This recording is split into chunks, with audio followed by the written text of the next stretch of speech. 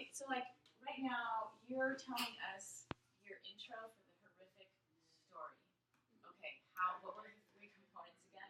Could be a dark place at a funeral or somebody dying. Dark places, which of the three things in the parentheses? Dark place is what? Setting. What's the other one? A funeral. Is also Setting. okay, and the third? Someone dying. Someone dying is what? Character. Yeah, or plot, right? It could be the plot. It's like what happens in the story. Read your thing, please. Turn to Esme. Can you be involved in this? Sorry, I'm pointing here. The horrific one. Look at her. There was a girl that lived in a castle and never thought she was a good person, but she ended up being a devil. Okay, so now turn to this week's Do Now sheet. And under Monday, write down what choices you made in your horror story opening to make that sentence horrific. You made choices when you did that. You made choices about the characters you introduced. You made choices about the setting, the plot. I didn't write that down, but you can put there too. The plot. Or word choices, or you established a certain tone, right? It could be a creepy tone. It could be a scary tone, right? So say all those things that you did in your horrific story opening. Do you see the parallel for this yet?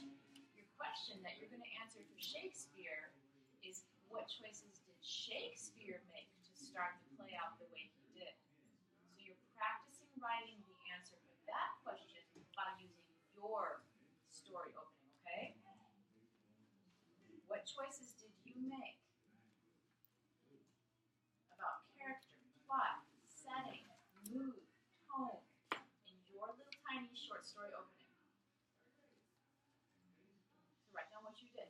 Say, I made blah, blah, blah. I made this tone. I made this setting, or whatever. And then say what it was. What kind of setting, what kind of tone. Right, go.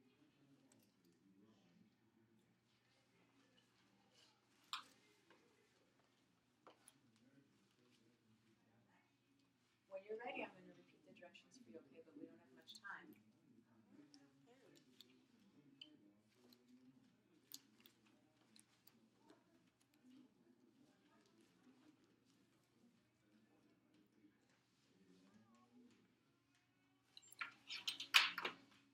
A minute and 27 seconds left, not wrong. See if you're getting it on track. Good. Great. Good. How? Well, scale is part of the tone, right? So use that word tone in your answer. Use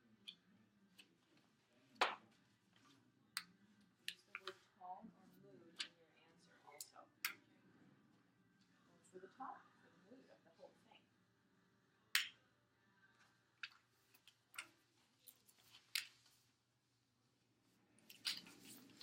Okay, ready? Catch you up here, okay? You're going to need your do now sheets, I'll tell you that, okay? Ready?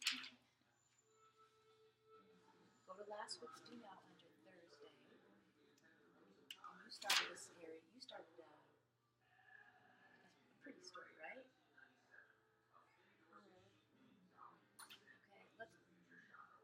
Okay, this one I don't really like as much as the scary one. A prince has a scary destiny of life or death. He has to be really excited.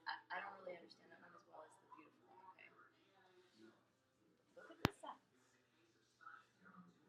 What choices did you make? Look on the board, see I wrote down. So what choices did you as an author make about how to make that sentence beautiful? And in any story, we've got characters, setting, word choices, tone or mood, or plot. I didn't write up there, but there's plot to what happens in the story. So what choices did you make here to make this sentence or in other words, at the beginning of your story, happy. The reason why we're doing this is because I'm going to later ask you to write about what choices Shakespeare made, how to start Hamlet. That's the question you're going to, like the big grade on.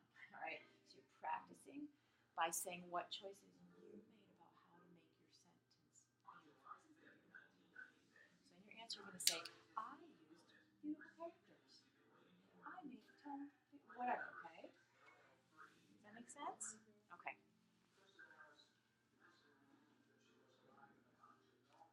I'll give you another minute. Yeah.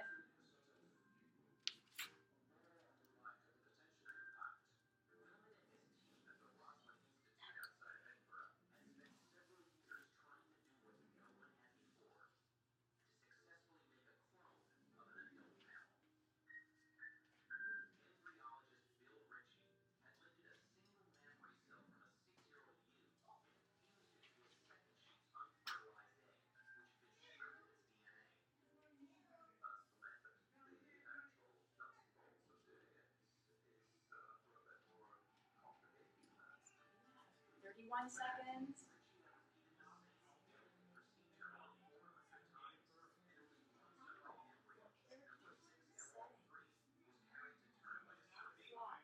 Word choices. Just all of those.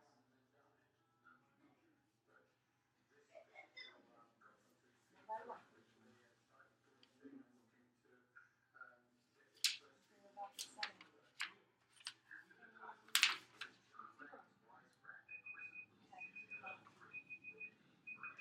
Say, so what about a funeral? Say a funeral which is a scary setting.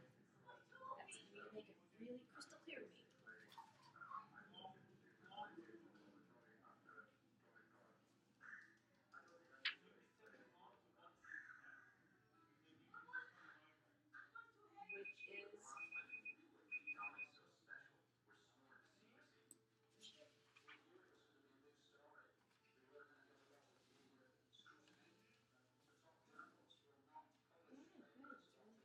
Okay, now besides words, what about the setting or characters?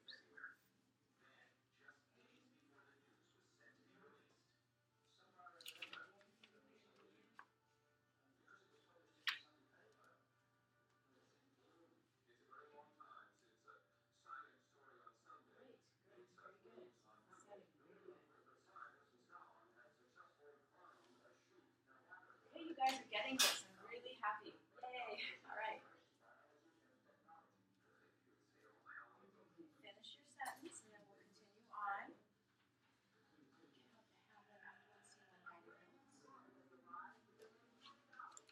Get out the Hamlet after unseen unguided notes, and get out the after unseen one that you annotated. So you got to unbind them from your binder. Yeah.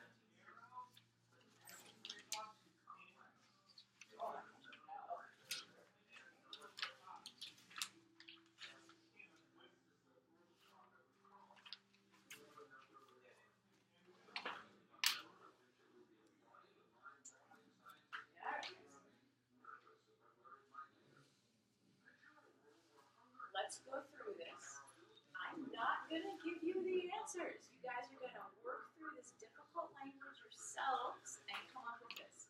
So it's okay if you give the wrong answer. At least you're trying and you're doing the ones thinking, okay? All right. So last time we went through, we analyzed the title of the play and we got information from it. Can you tell us one piece of information you got from the title of the play? Because like Esme wasn't here too, right? So we're kind of catching her up. Cookie, you can jump into. I don't care if you answers. What information do we get from the title? And you can think about this too. Like look at the title of the play, and what information do you get from it?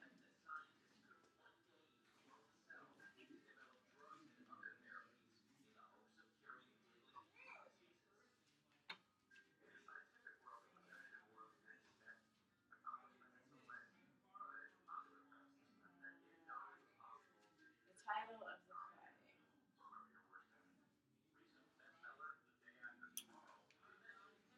Oh, it's on the worksheet. The Tragedy of Hamlet, Prince of Denmark.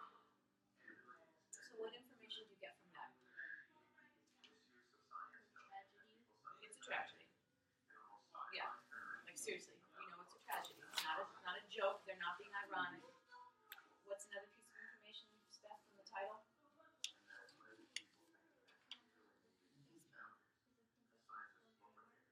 Yeah. Tell us as makers. Hamlet is the Prince of Denmark. Yeah.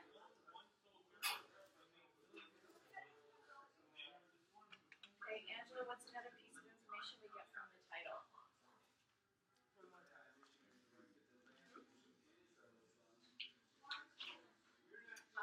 What title? The title of the play. It's on the worksheet. The Tragedy of Prince of Denmark. It was from last Thursday. I didn't do it though. Look at the title. So she covered the word tragedy. She covered the word Hamlet. Why don't you cover the word prince? What information do you get about the title, about the play from the word prince? Who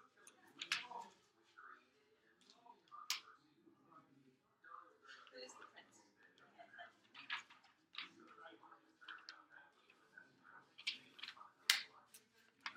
Who's the prince in this? Yeah, Denmark. Prince of Denmark. but who is the prince? Hamlet. Yeah, so that's a piece of information. So write it down. Hamlet is the prince.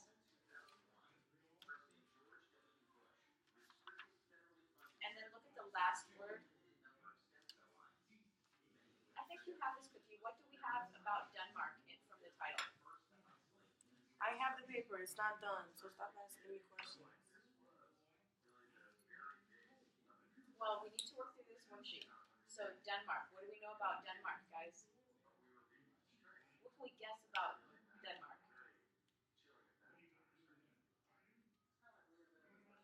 It's about what? The play's going to be. At Denmark. Setting. Yeah, setting. The setting will be in Denmark, probably. We don't know for sure, but we could guess the play's going to be in Denmark. Okay. The next, number 2. Esme, could you read it, please? What information do you gather from the first 6 lines? 4 names on the dramatic person. What is that? Dramatis personae. Personae or character list. So we got a character list with 4 people covering 6 lines. And what's the first person or thing on the character list? You can tell her, Stephanie. Huh? There's a ghost. Yep.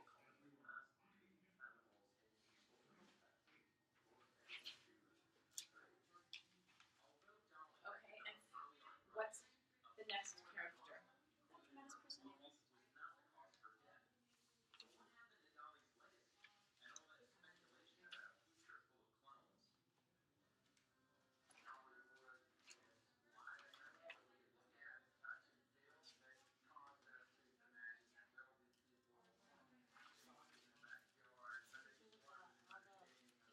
Yeah. That's too far back.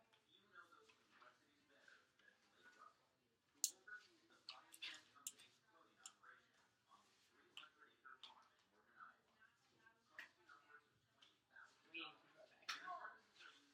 Here's the list. You can borrow mine, but make sure you get back to the class. So what's the second line on there, Esme? Hamlet. And then what's it say after that? The Prince of Denmark, son of the late King Hamlet and Queen Gertrude. Huh. So putting 2 and 2 together, what all can you get out of that? Boy. Hmm? A son. Hamlet's a boy. All right, that's cool. What else? Don't write that one. Pick another piece of information from that. King. The king what? Give me a whole sentence here. What's going on? King Hamlet. What about the King Hamlet? Like there is a King Hamlet? Is there? Is there a King Hamlet? No. Why not? He's a ghost. He died. He died. All right. So King Hamlet died. What's the word that means died here in this? Stephanie, what's the word? Late. That's right.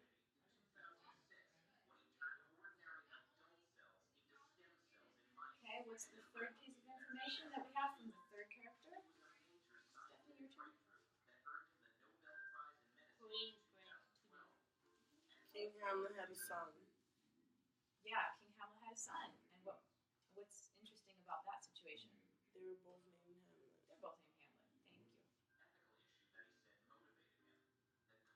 And then the last piece of information. Hamlet's mom married Hamlet's brother. Hamlet's uncle. Yeah. Where did you get that information from there? We did that. Where does it say so in the dramatis personae list? You mean on the book? From the list of characters at the beginning of the book.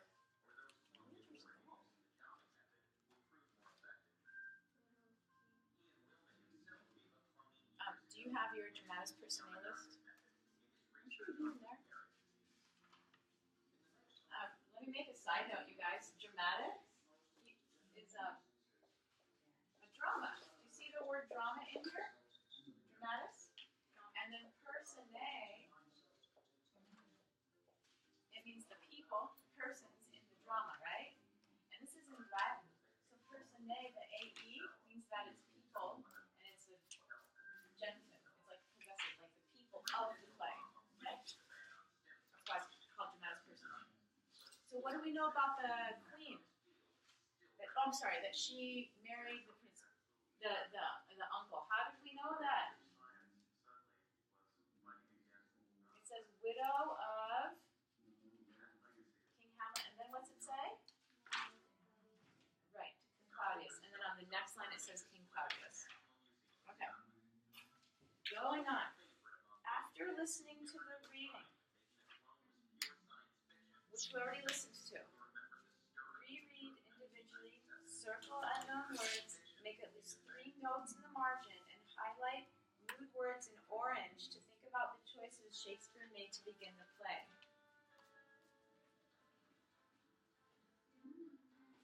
Have you guys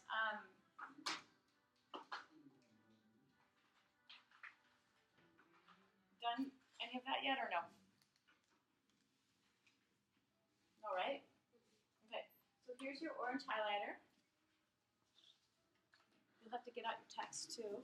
And then these are the things that I'm looking for in the grading, is how well you're annotating your text. When I give you a photocopy, that means you have write all over it, highlight all over it, and that's part of your grading. And so here you're gonna circle unknown words. There should be a few. Make notes in the margins, like make connections with what you think about something, or if it reminds you of another text. And then highlight mood words in orange. What's the tone of this scene? And I think orange is a good color because it reminds us of like Halloween, right? Because in this case, the mood might be like Halloween. Not always, but it's kind of a mood color, isn't it? Orange to me. So let me see you guys do that. Okay, you can work together on this, or you can work individually. So I'll give you a couple of minutes to go through just lines 1 through 35, just the beginning of the play.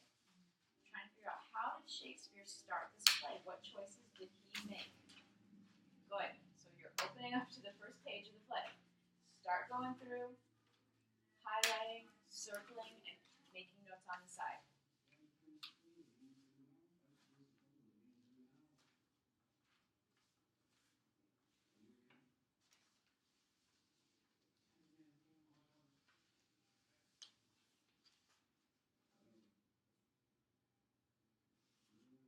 Oh my god. You got it. Where was it? Right behind the paper. It's alright. We're calm. We're good. Alright, so I'm giving you 2 minutes and 17 seconds more.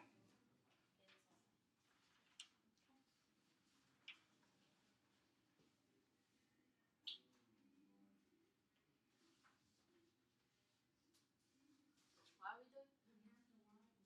worksheet? Number 3.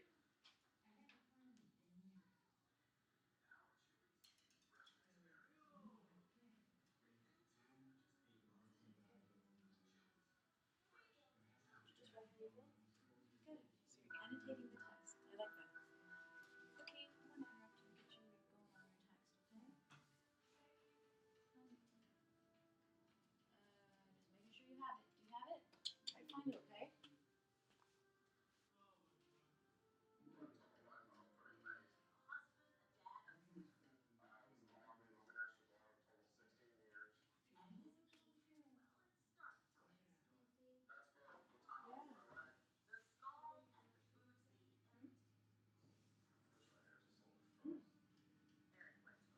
Watch is your shift. So my watch here and up here throughout is shift.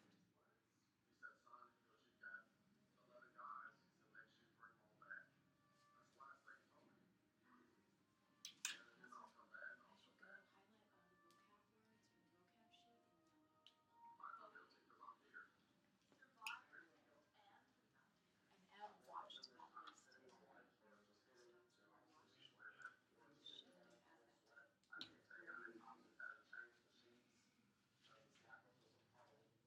Eight more seconds.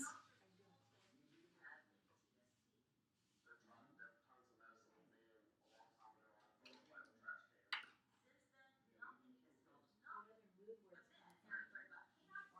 Orange color, you're gonna get some mood words. Words that show the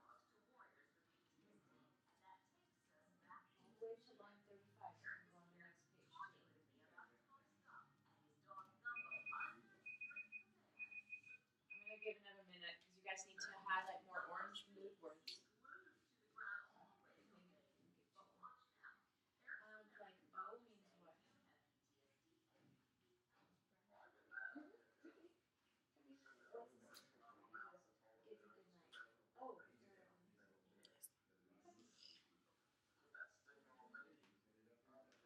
It's a good night.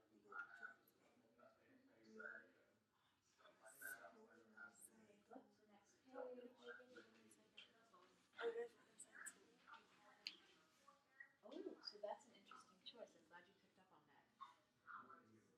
What does it signify? Happiness or sadness, basically?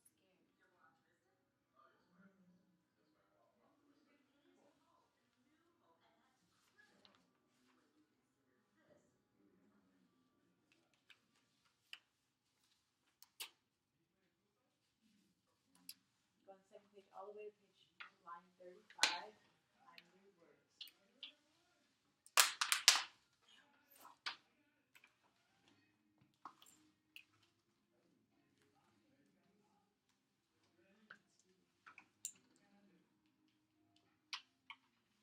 What do you have here? You have some stuff. Okay. All right. It's the vocab list, remember? So you could use the other one like that. The name.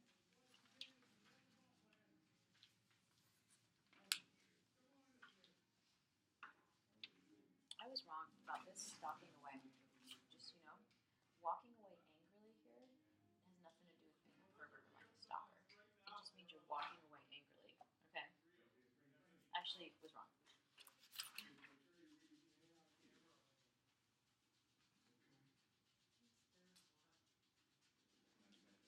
Okay, we're done.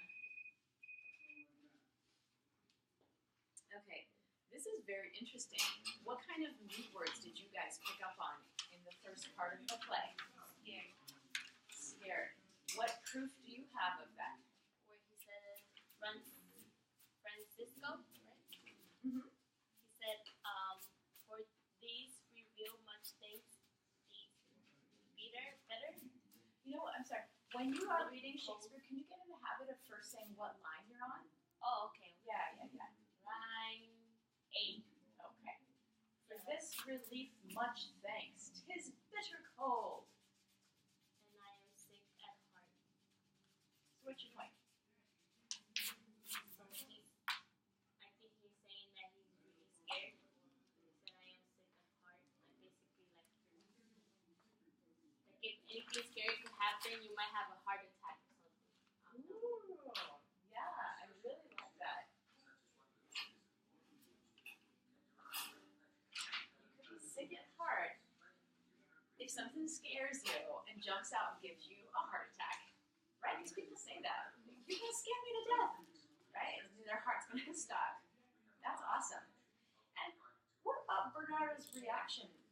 Does Bernardo react to that, you guys? Does he go, oh, I'm sorry. Oh, I hope you feel better? What does Bernardo actually answer? Stephanie, what's the next line say? So what's that mean, having had quiet heart? He's guarding, right? He's guarding. He's guard. So he says, have you had quiet heart? What's that mean?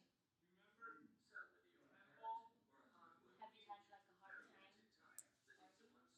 Tonight. Yeah, yeah. Have you had like a quiet or hard time guarding tonight? Good, good. And then what does Francisco answer? Not a mouse staring. No mouth stirring. So has he had a quiet time or a hard time?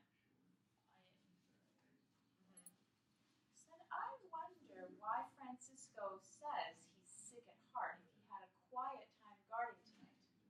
Because maybe like he's used to like moving and hearing stuff, and now he's just like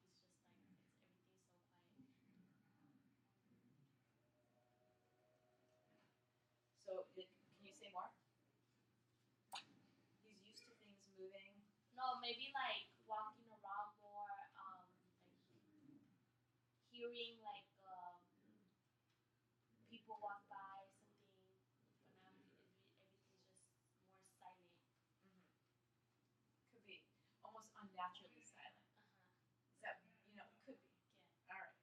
And what kind of orange mood words do you have, Stephanie?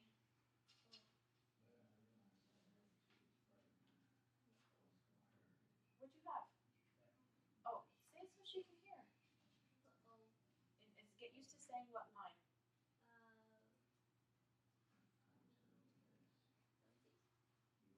17. That's right. Did you hear what she said, Esme? 17 and Oh. So tell us more about that.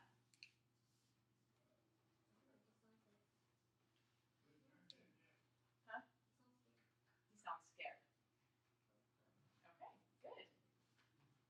All right. That's good, you guys. So now let's go to our worksheet and see if we can answer these questions. Describe Bernardo and Francisco's tone in the first 5 lines. What words demonstrate their tone? In the first 5 lines. Only the first 5 lines. What the heck is their tone? Who's there? Nay, answer me. Stand and unfold yourself. Long live the king? Bernardo? here. Yeah. What words demonstrate their tone? May, where he said unfold yourself.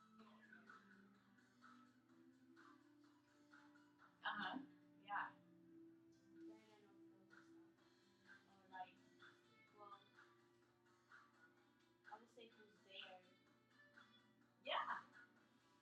Yeah, he can't see him. It's dark, right? And that's like scary, right? So that's good. Write it down, guys. What words demonstrate their tone? Okay, that's really loud. It's close. Yeah.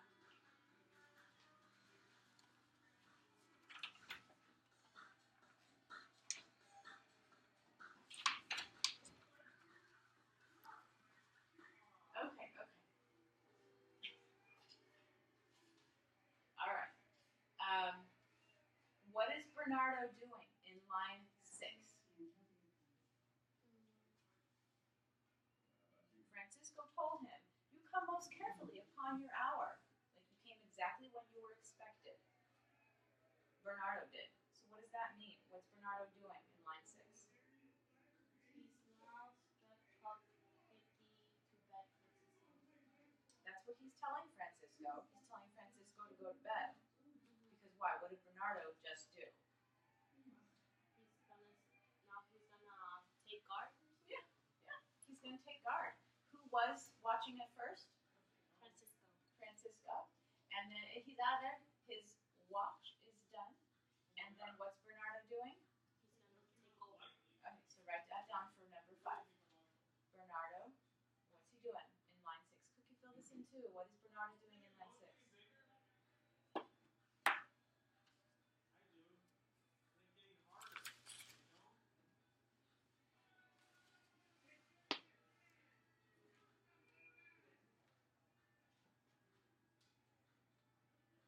Stephanie, could you tell Cookie what it is for number 5?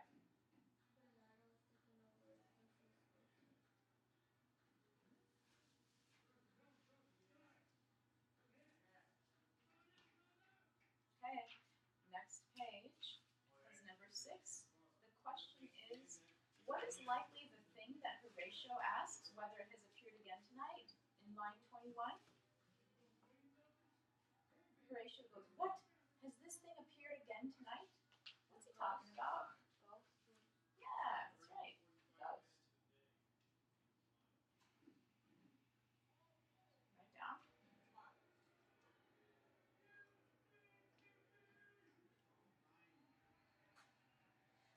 Now, lines 23 through 25. 23. Could you read it, Esme? 23, 24, 25. It's Marcellus, one of the other guards. He's saying, go ahead. I have seen nothing. Oh, sorry, 23. Isn't that That's 22.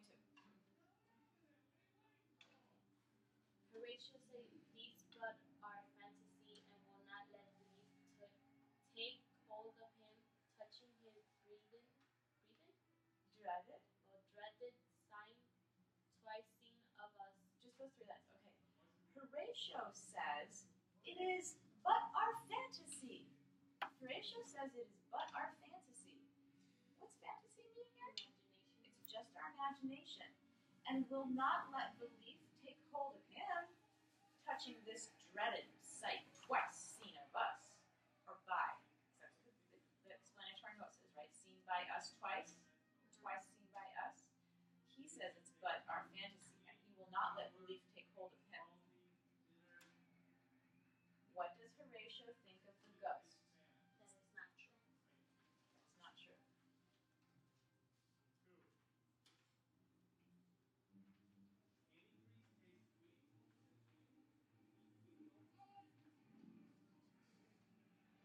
You guys are doing great. You are understanding Shakespeare. I'm proud of you. This is awesome. Reread line. Okay, how many times have Bernardo and Marcellus seen the ghost? Twice. Correct.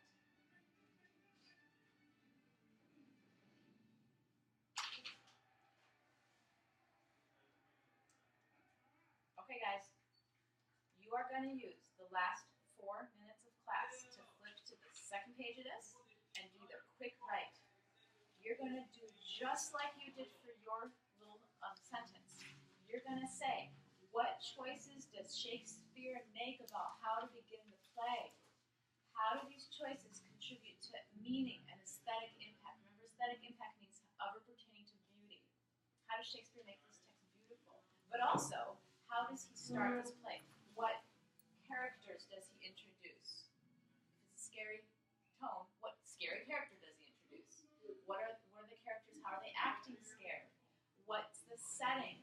What are the word choices? Tell me, use some textual evidence and give me some of the words he chooses to use that show you the tone. And then use the word tone in your answer and say, this creates a blah, blah, blah tone. All right? So you've got like 3 more minutes left after I give that instructions. Try to give me as much evidence as you can about plot, character, word choice, and tone, about what choices Shakespeare made to start this play. And this is what I'm grading. This is what's really important, is your writing and analysis of